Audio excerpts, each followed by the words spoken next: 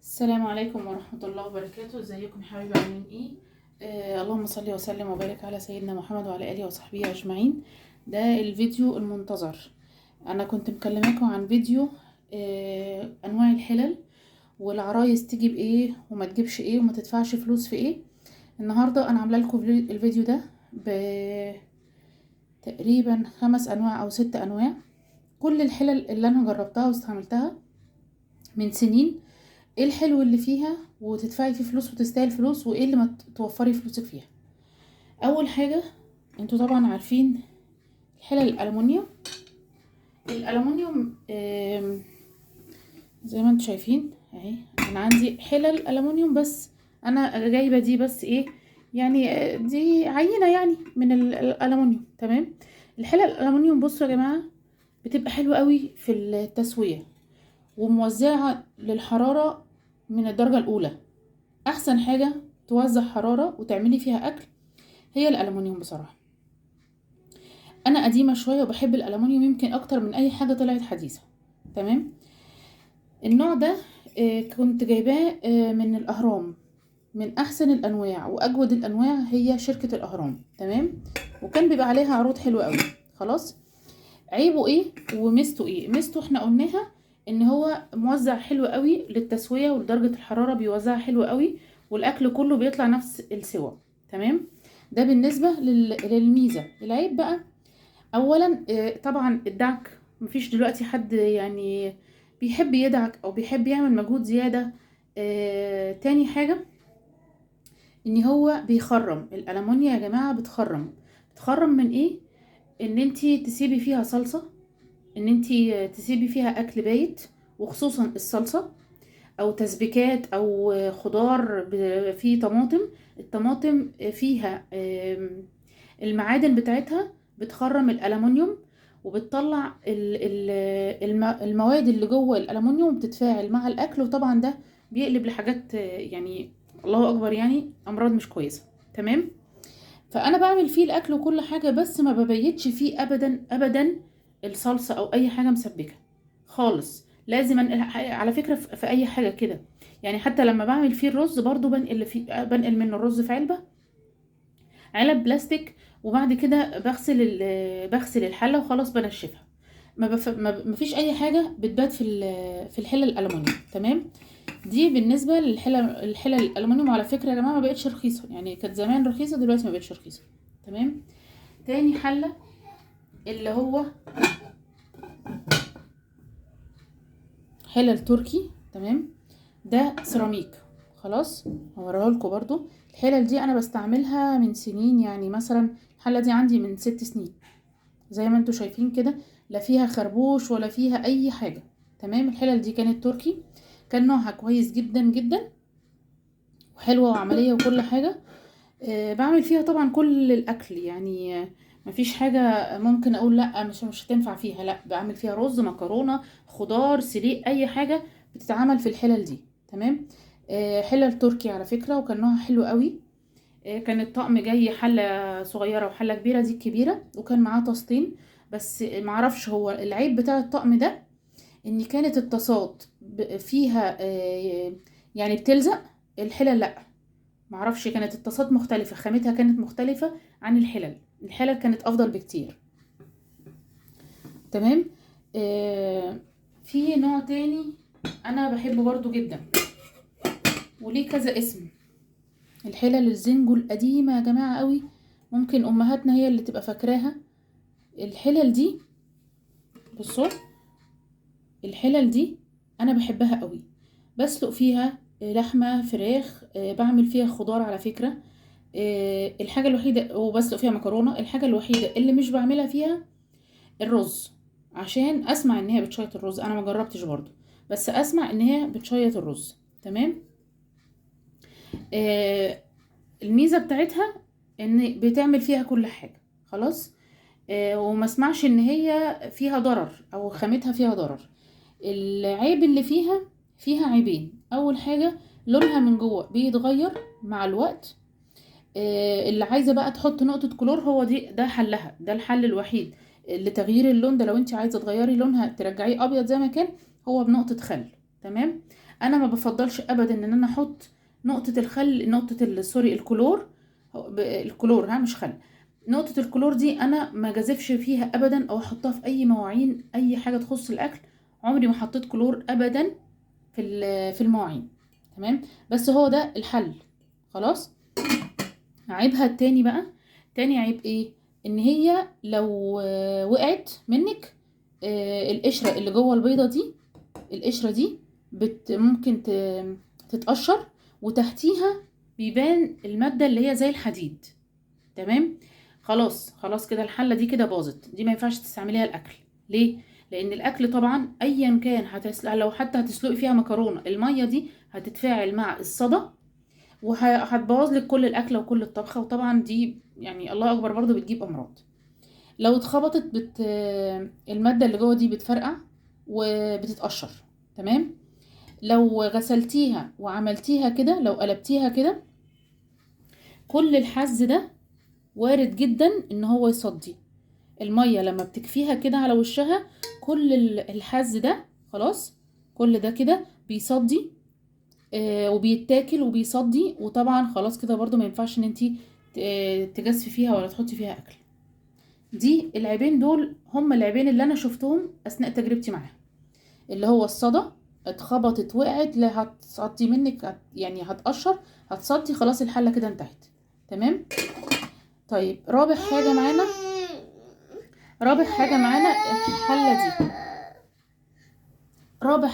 الحله دي. ثواني يا جماعه، نشيل دي عشان نوسع لنفسنا. الحلل دي حله، هي ميدن لبنان. طبعا انا مش عارفه ايه اللي شدني فيها بصراحه، مش عارفه. يمكن شكلها، لان انا جبت منها كذا لون. الحله دي والدتي استعملتها، جابت زيها واستعملتها وحطيتها على النار مباشره، الحله بقت نصين. تمام. انا مش عارفه هي خامتها ايه، يعني انا مش عارفه، لان هي لو اركوبال كانت استحملت الحراره دي، انا مش عارفه يعني نوعها ايه. تمام. الحله دي انا جايباها علشان شكلها، ولكن انا ما استعملتهاش لحد دلوقتي، غير في ان انا بنقل فيها الاكل لما بيكون عندي عزومه ولا حاجه، بنقل فيها الاكل كشكل. بعد ما بعمل الاكل خالص بنقلها فيها كشكل مش اكتر. لكن ان انا احطها في فرن او احطها على النار مباشره، هي نتيجتها مع والدتي انها فرقعت، فهي شكلها بس ايه، منظر مش اكتر. تمام. في بقى عندنا نوع تاني اللي هو التيفال. ماشي، اوسع بس كده علشان ايه الحله اللي جايه دي يعني عائليه شويه. بصوا يا جماعه، الحله دي تيفال، كان تيفال تركي زي ما انتوا شايفين كده. طبعا دي انا استعملتها وكل حاجه. اللي انا بعمله علشان الحلل تفضل تعيش عندي مده اطول، اذا كان في التيفال او السيراميك او الجرانيت، اي حاجه من دي، ما ينفعش ان انت تستعملي فيها معالق. طبعا المعالق العاديه المعدن، ولا حتى يا جماعه انصحكم بمعالق خشب. الحاجات دي تستعملوا فيها معالق سيليكون بس. السيليكون هو اللي بيبقى ناعم على الخامه، ما بيقشرهاش، ما تلاقيهاش كده مخططه، ما فيهاش اي حاجه. انا مستعمله زي ما انتوا شفتوا الحله الروز دي، ما فيهاش اي حاجه، لان انا بستعمل معاها المعالق السيليكون بس. اهو زي ما انتوا شايفين كده، ما فيهاش اي حاجه، سيليكون بس اللي بستعملها فيها. ودي استعمال ما شاء الله يعني 6 سنين. تمام. زيها زي دي برضو انا مستعملاها برضو من 6 سنين، برضو ما شاء الله ما فيهاش اي حاجه، علشان المعالق السيليكون خشب لا. تمام. دي ما فيهاش ميزه وعيب، هي ما فيهاش غير ميزه بصراحه، لان هي خامتها كانت حلوه جدا. والتيفال ماركات، يعني عندكم في ماركات كده انا جبتها مش عايزه اقول اسمها، ما كانتش حلوه، سعرها كان اقل شويه، ما كانتش حلوه. احسن تيفال هو طبعا رقم 1 في مصر تيفال زهران، بيعيش وليه ضمان، ليه استبدال وكل حاجه، هي شركه زهران. لكن في ماركات تانية بقى انا ما انصحكوش بيها خالص، الا لو كانت تركي وحد مجربها. تمام. ايه تاني؟ الوحش بقى اللي جاي ده،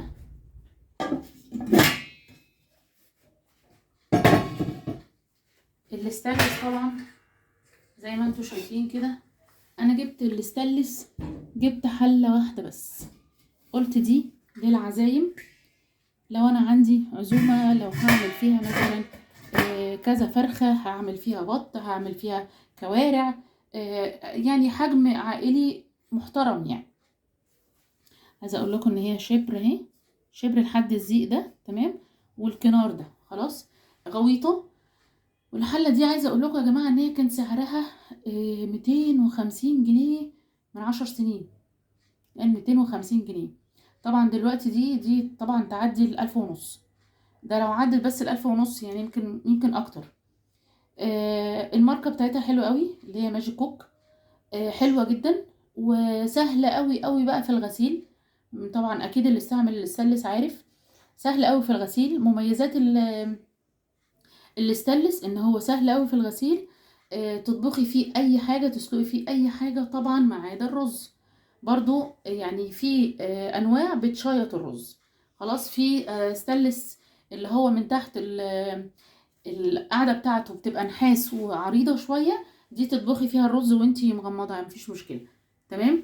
يبقى ميزه ده ان هو كل حاجه بتطبخ فيه وغسيله سهل جدا جدا جدا. تمام. ما فيهوش عيوب، انا ما اعتقدش ان ده فيه عيوب، ما قابلنيش فيه اي عيوب، الا لو هو بتسلقي فيه بيغمق شويه من جوه، وفي خلطه ممكن نعملها مع بعض بتفتح الستانلس بتخليه يرجع للونه. تمام. دي احنا قلنا ان هي ديكور مش اكتر من كده. غسلها طبعا سهل ما فيهاش اي حاجه طبعا زي الصيني، بس هي ديكور في الاول وفي الاخر، بتنقلي فيها الاكل ساعه الاكل وخلاص على كده، يعني شكل حلو على السفره وخلاص.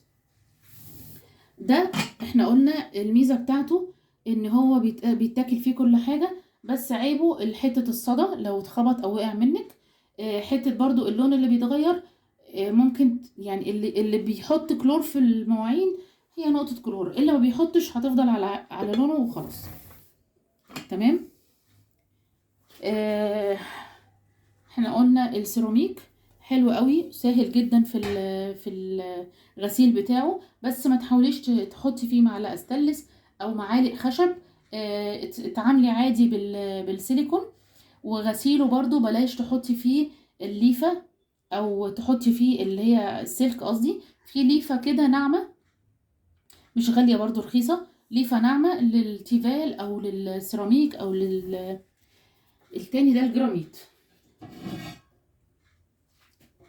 السيراميك ما فيهوش اي عيب، لا في غسيل ولا في استعمال ولا في اكل.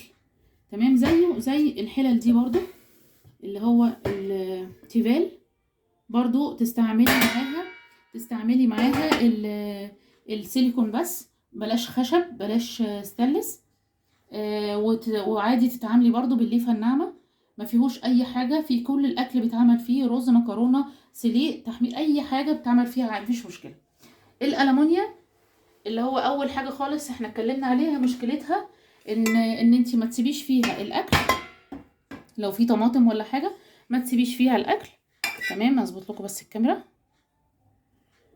ما تسيبيش فيها الاكل علشان ما تخرمش معاكي. وحاجه تانية ان انتي العيب اللي فيه ان هو برضو حته الدعك والغسيل بتاعه بيبقى غلس شويه، بس طبعا السلك الناعم، سلك المواعين الناعم بيخليه يرجع زي المرايه. يعني هوريكم بس كده ايه، انا الغطا باين اكتر من الحله. بصوا انا بغسل الالمونيا لازم بالسلك الناعم، السلك الخشن انا كنت عامله فيديو عن انواع السلك والليف وكده، ده كده معمول مغسول بسلك ناعم، هو اللي بيخلي الالمونيا ترجع كده زي ما هي. تمام. ده كان فيديو النهارده انواع الحلل وايه الميزه والعيب في كل نوع.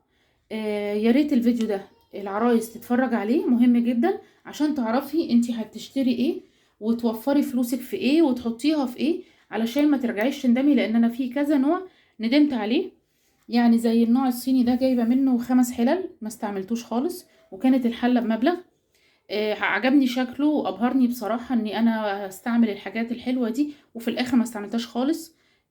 وخفت لاني بستعمل البرام على النار مباشره ما بيحصلش حاجه. البايركس، الاركوبال، كل الحاجات دي بستعملها على النار مباشره، بس بوطي ما بيحصلش حاجه. لكن ده اللي على نار واطيه وفرقع، فمفيش داعي ان انت تحطي فلوسك فيه. لو انت عايزاه ديكور على السفره مفيش مشكله، غير كده ما انصحش حد. اتمنى الفيديو يكون استفدتوا منه، واتمنى ان انتوا تكملوا الفيديو للاخر علشان ما تفوتكوش اي معلومه. دي تجربه سنين يا جماعه، انا كان نفسي حد يقول لي التجربه دي علشان اشوف انا هشتري ايه واوفر فلوسي من ايه. والسلام عليكم ورحمه الله وبركاته.